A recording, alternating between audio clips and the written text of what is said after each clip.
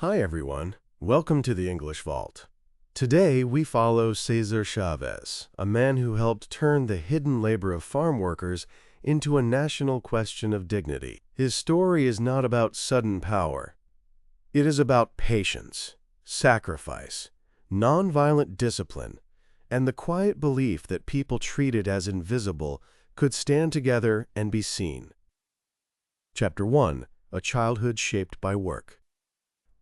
Cesar Chavez was born in Arizona in 1927 into a Mexican-American family that knew land, labor, and instability.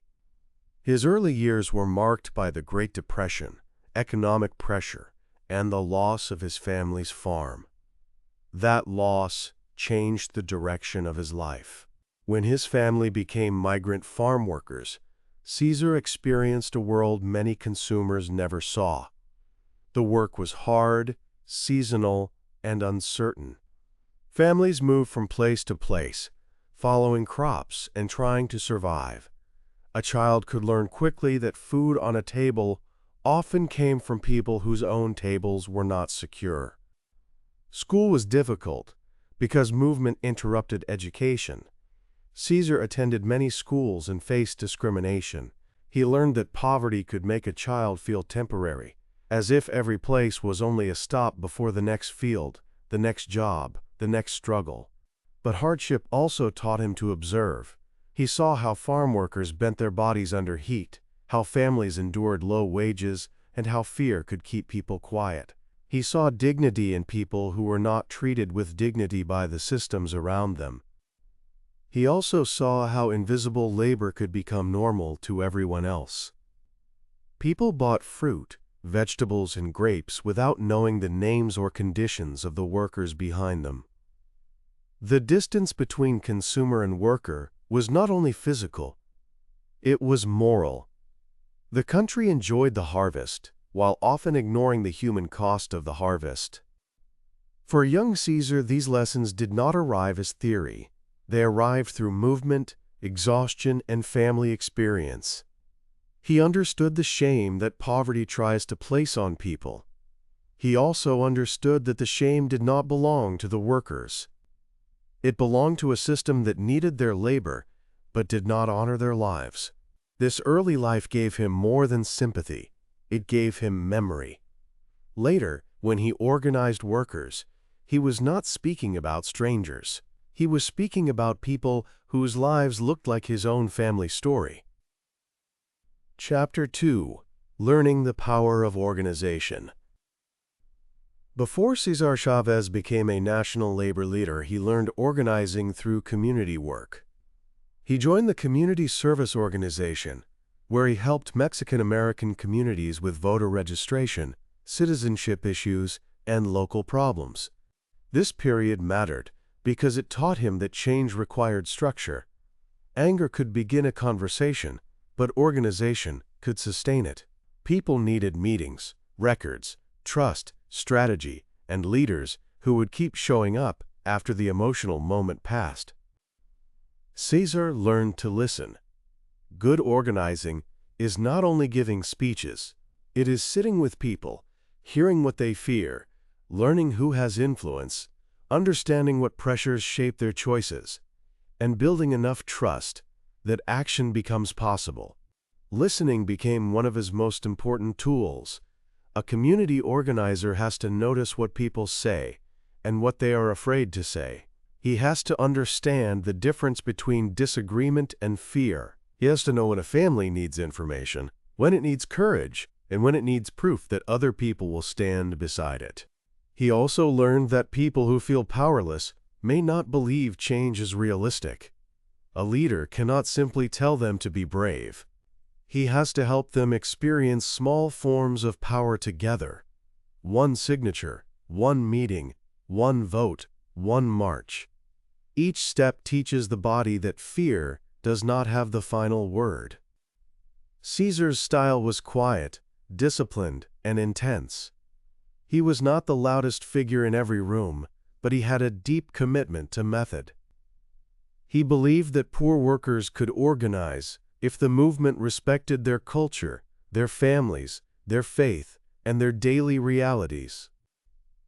He also understood symbols: a flag, a march, a phrase, a meeting in a church hall. These things helped people feel that they belonged to something larger than fear. A movement needs strategy, but it also needs identity. People must be able to see themselves inside the struggle. By the early 1960s, he was ready to focus on the people he knew best: farm workers whose labor fed the country, but whose lives remained largely unseen. Chapter 3: Building a Union from Almost Nothing. In 1962, Cesar Chavez, along with Dolores Huerta and other organizers, helped build what became the United Farm Workers. The goal was enormous: organize farm workers, many of whom were poor, vulnerable, and afraid of losing the little work they had. This was not like organizing in a stable factory. Farm workers were spread across fields, seasons, languages, and employers. Many lived with economic insecurity. Some were migrants. Many had learned that speaking up could cost them their jobs. The movement had to begin with trust. Cesar and the organizers went house to house, meeting to meeting, conversation to conversation. They asked workers to believe that their lives had value, beyond the price someone wanted to pay for their labor. That message sounds simple, but it was radical in a system that depended on silence. The union did not begin with wealth. It began with volunteers, borrowed spaces, small dues, and enormous commitment. Cesar's family sacrificed too. Organizing was not a career with comfort. It was a life of uncertainty, long hours, and pressure. There were practical problems everywhere. How do you reach workers who are moving with the seasons? How do you protect people who can be fired quickly? How do you ask a poor family to risk income when the rent is due and children need food? Every organizing decision carried real consequences. This is why the movement had to build more than slogans. It needed relationships strong enough to survive fear. It needed meetings where people could speak honestly. It needed organizers who were willing to return again and again, even when progress seemed painfully slow. Dolores Huerta's role was essential. She was a brilliant organizer, negotiator, and strategist. Cesar's story should never erase the women and workers who helped build the movement. Leadership was collective, even when one name became famous. Together, they built more than an institution. They built a sense of identity. Farm workers were not disposable hands. They were human beings with families, culture, faith, skill, and the right to be treated fairly. That identity was a form of protection.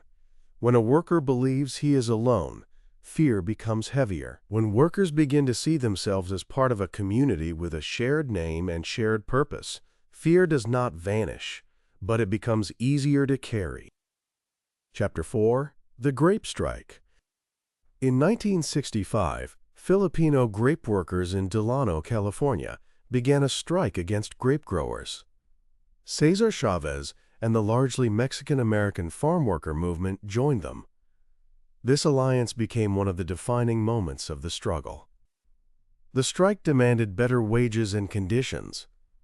But beneath those demands was something deeper: recognition. Workers wanted the country to see that cheap grapes could carry a hidden human cost. The decision to join the strike was not easy. A strike asks people who already have little to risk even more.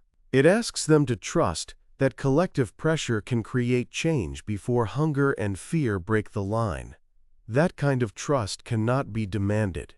It has to be earned. Cesar believed strongly in nonviolence. This was not passivity. Nonviolence required discipline, training, courage, and the willingness to suffer without turning suffering into revenge. He wanted the movement to keep moral clarity even under pressure. The strike grew into a national boycott. Supporters across the country were asked not to buy grapes. This strategy connected consumers to workers. A person far from the fields could participate in the struggle by making a choice in a grocery store. That connection changed the scale of the movement. Suddenly, farm labor was not only a local issue, it became a national moral question. What are we willing to ignore in order to enjoy convenience? Whose pain is hidden inside the products we buy? The boycott also gave people far from the fields a role.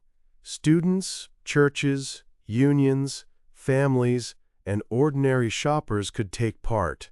This mattered because the workers were no longer isolated. Their struggle traveled into cities, campuses, kitchens, and conversations across the country. The grape strike lasted for years. Years, not days. That length is important. Movements are often remembered through photographs of marches, but the real work includes exhaustion, waiting, conflict, disappointment, and the repeated decision not to quit. That repeated decision became the real engine of the strike, not one dramatic day, but many ordinary days when people had to decide again that dignity was worth the cost. Chapter 5: The March and the Fast. In 1966, Cesar Chavez and farm workers marched from Delano to Sacramento. The march brought public attention to the struggle and carried a message of dignity across California. People joined along the way. The movement became visible, step by step. Marching was both political and symbolic. Feet on the road showed commitment. The distance made sacrifice visible. The workers were not only asking for sympathy, they were demonstrating discipline and unity. The march also changed the emotional geography of the struggle. The fields were no longer far away from the capital. The pain of workers moved along roads, through towns, into public view.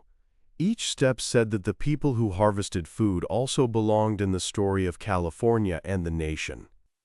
Cesar also used fasting as a spiritual and strategic act. His fasts were connected to nonviolence, sacrifice, and moral pressure. They were controversial, difficult, and physically dangerous. But for Cesar, fasting expressed the seriousness of the cause and the need to keep the movement from hatred. Fasting turned his own body into a message. It said that the movement was not only about negotiation, but about moral discipline. It also asked supporters to look inward. Were they seeking justice or only victory? Could they remain firm without becoming cruel? Could anger be transformed into organized courage? The fasts showed how deeply he linked public action with personal discipline. He believed the movement had to transform not only laws and contracts, but also the moral habits of the people inside it. Anger was understandable. Violence, he believed, would damage the cause. For supporters, the fasts could feel both inspiring and difficult to watch. They revealed the seriousness of the struggle, but they also raised questions about sacrifice and leadership. That tension is part of the real story. Moral action can be powerful and complicated at the same time. This is one of the most complex parts of his leadership. Sacrifice can inspire, but it can also burden those around the leader. Caesar's methods were powerful, but not simple. A fair biography should honor the courage, while admitting the cost. Still, his example gave the movement a moral language. The fight was about wages, yes. It was also about the soul of a society that depended on workers it rarely honored. Chapter 6: Victory and Tension. The grape boycott eventually helped pressure growers into signing contracts with the United Farm Workers. These victories were historic. Workers gained recognition, better wages, and a stronger public voice. The invisible had become visible. But victory did not end struggle. Unions have to survive after the great moment. They must negotiate, manage internal tensions, face opposition, and adapt to changing conditions. Cesar Chavez's later leadership included both achievements and controversies. Some critics argued that he became too controlling, or that the unions struggled with internal democracy. Others remained deeply loyal to his vision and sacrifice. The truth is that leaders of major movements are human. Their strengths can sometimes cast shadows. This honesty matters.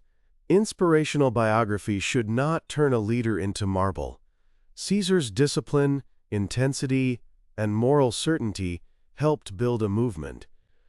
Those same qualities could also create tension. To study him well is to hold achievement and complexity together. This does not erase his importance. It makes the story more honest. Cesar helped build a movement that changed national awareness of farm labor. He showed that poor workers could organize across fear. He helped make consumer boycotts a powerful tool for justice. The movement also reminds us that dignity is not won once forever. It has to be protected, renewed, and expanded. Every generation inherits both the victories and the unfinished work of those before them. Cesar's later years showed how hard that renewal can be. A movement born in sacrifice still has to deal with administration, disagreement, changing industries, and the fatigue that follows long struggle. The heroic beginning does not remove the difficulty of building durable institutions.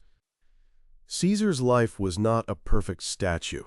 It was a human struggle, full of courage, sacrifice, faith, strategy, and tension. That is why it is worth studying carefully. Chapter 7. The Quiet Power of Dignity. Cesar Chavez died in 1993, but the phrase, "Si se puede," yes, it can be done, continued far beyond him. The phrase captured a belief that ordinary people, organized together, could challenge systems that seemed too strong to move. His legacy lives in labor history, Latino history, civil rights history, and in every conversation about the people who harvest food. He helped many Americans see farm workers not as background labor, but as human beings with rights and voices. That legacy also belongs to the workers themselves.